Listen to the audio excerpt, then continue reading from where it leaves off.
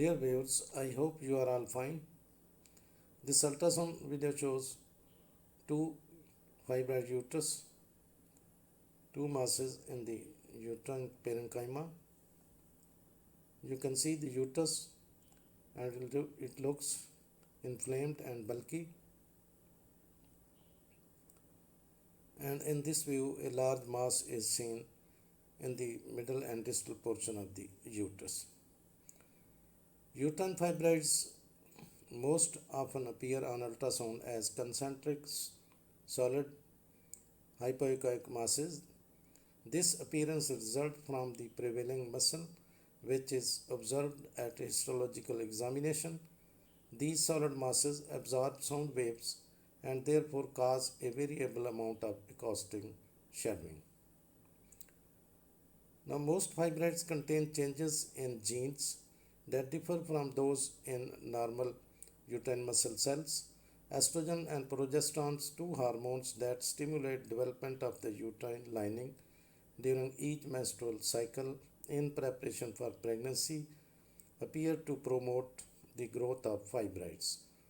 Fibroids contain more estrogen and progesterone receptors than normal uterine muscle cells do. Uterine fibroids are non-cancerous growths of the uterus that often appear during childbearing years. Fibroids range in size from seedlings undetected by human eye to bulky masses that can distort and enlarge the uterus. As you can see in this case, the significant blood flow is seen in the uterus, in the fibroid uterus.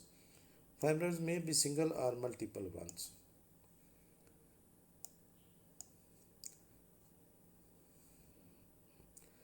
Uterine fibroids are generally harmless and often go away on their own when symptoms occurs.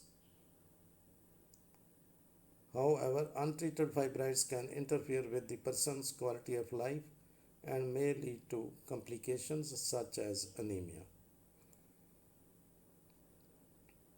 Homogeneous hyperechogenic masses in the uterine cavity on ultrasound are highly suggestive of endometrial polyps, but the myometrial echogenicity of uterine fibroids may vary and may be hypoechogenic, isoechogenic, hyperechogenic, or mixed, which depends on the size and nature of the fibroid.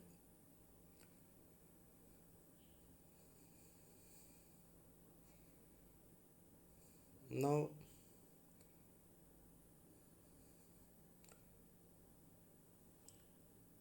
fibroids are almost always benign, not cancerous. Rarely, less than 1 in 1000 is a cancerous fibroid.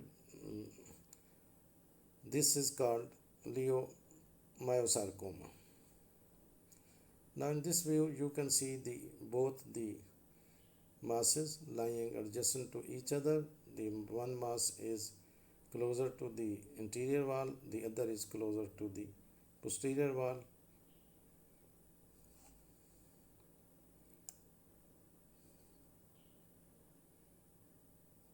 Now, fibroids are abnormal growths that develop in or on the uterus.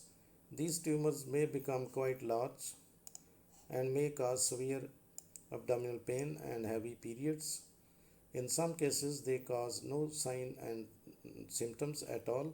These fibroids are typically benign or non-cancerous. The cause of fibroid is unknown. Now, fibroids are also known by the following names: leiomyomas, myomas, uterine myomas, fibromas. Now, you will see the measurement of both the uterine fibroids. According to some researchers, almost 80% of women have them by the age of 50. However, most women don't have any symptoms and may never know they have fibroids. Now, the types of fibroids depends on its location in or on the uterus. There are intramural fibroids. These are the most common type of fibroids. These types appear within the muscular wall of the uterus. Intramural fibroids may grow larger and can stretch the uterus. Then there are subserosal fibroids. These fibroids form on the outside of the uterus, which is called the serosa. They may develop large enough to make uterus appear bigger on one side. Now, incidentally, this patient also has a large renal cyst, simple cyst in the upper pole of the kidney. You can see the kidney, right kidney, having a benign cyst in the upper pole.